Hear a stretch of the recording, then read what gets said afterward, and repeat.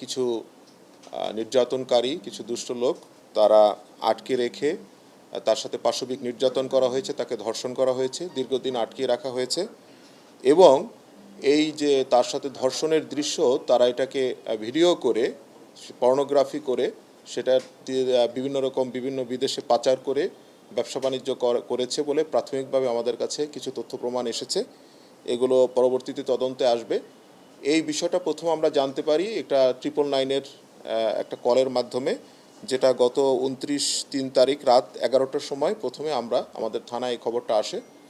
আসার পরে আমাদের পুলিশের একটা টিম নবীনগরের এই বাসা 16 নম্বর রোডের এই বাসাটা আমরা অভিযান করে একটা মেয়েকে শিকলবদ্ধ অবস্থায় আমরা তাকে বাঁধা অবস্থায় আমরা পাই।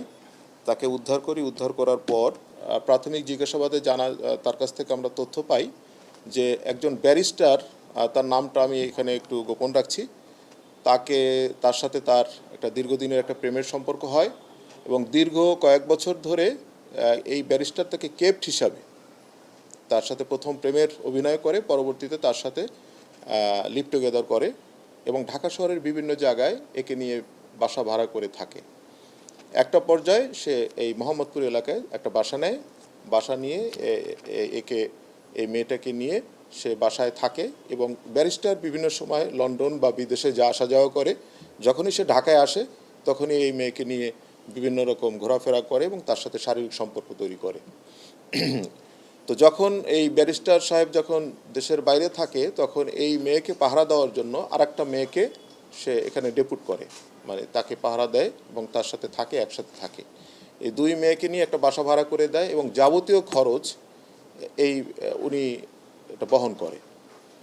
তো বেশ কিছুদিন থাকার পর এই মেয়েটা তার আরও 2টা ছেলের সাথে সম্পর্ক তৈরি হয়, যেহেতু বিভিন্ন জায়গায় তারা ঘোরাফেরার সুবাদে 2টা ছেলে যে আসামি, তাদের নাম আপনারা পেয়েছেন, শান এবং আরেকজনের নাম হচ্ছে হিমেল। এদের সাথে তার পরিচয়ের সূত্র ধরে শানের সাথে তার প্রেমের সম্পর্ক হয়। তো এই বিষয়টা যখন ব্যারিস্টার সাহেব জানতে পারে তখন সে ওই যে মেয়েটা তাকে দেখাশোনার কাজ করে, তত্ত্বাবধায়কের কাজ করে, তার উপর ক্ষিপ্ত হয়ে ওকে প্রতিশোধ নেওয়ার জন্য বলে যে ওকে তুমি আটকিয়ে ফেলো এবং তাকে বেঁধে ফেলো, যাতে কোনো রকম সে কী করতে না পারে, ওই ছেলেদের সাথে সে পলায়ন করতে না পারে। পরবর্তীতে সে তার সিদ্ধান্ত চেঞ্জ করে যে ঠিক আছে, ওরা যখন এখানে আসবে তখন তুমি গোপনে তাদের এই মেলামেশার ছবিগুলোকে তোমরা ভিডিও করো।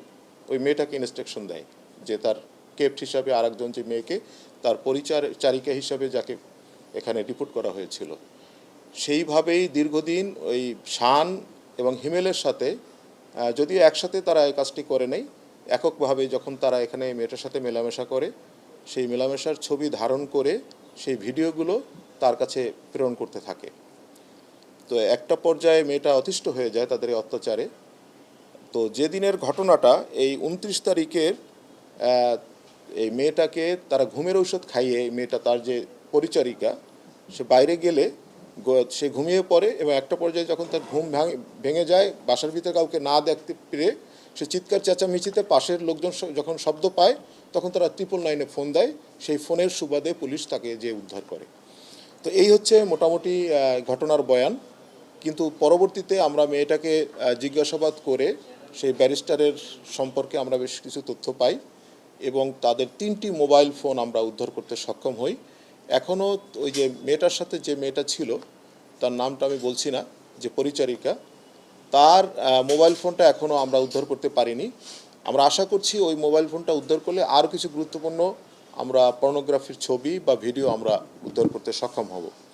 এবং এই যে মূল এই ঘটনার যে হোতা, এই যে ব্যারিস্টার, তাকে আমরা খুব তাড়াতাড়ি যদি আমরা ধরতে পারি তাহলে এর পূর্ণ ঘটনার নিষ্পত্তি এবং পূর্ণ তদন্তটা আমাদের নিষ্পত্তি হবে বলে আমরা আশা করছি। যদি সে দেশের বাইরে, আমরা এখন প্রাথমিকভাবে শুনতে পাচ্ছি সে দেশের বাইরে, কিন্তু আমাদের মনে হচ্ছে সে দেশেও থাকতে পারে। এ ব্যাপারে আমরা উপত্য নিচ্ছি। যদি দেশে থাকে খুব তাড়াতাড়ি আমরা তাকে অ্যারেস্ট করব, আর দেশে না থাকলে আমরা ইন্টারপোলের মাধ্যমে তাকে অ্যারেস্ট করার জন্য আমরা চেষ্টা করব। যে সমস্ত প্রয়োজনীয় ব্যবস্থা গ্রহণ করা দরকার আমরা সেই ব্যবস্থা আমরা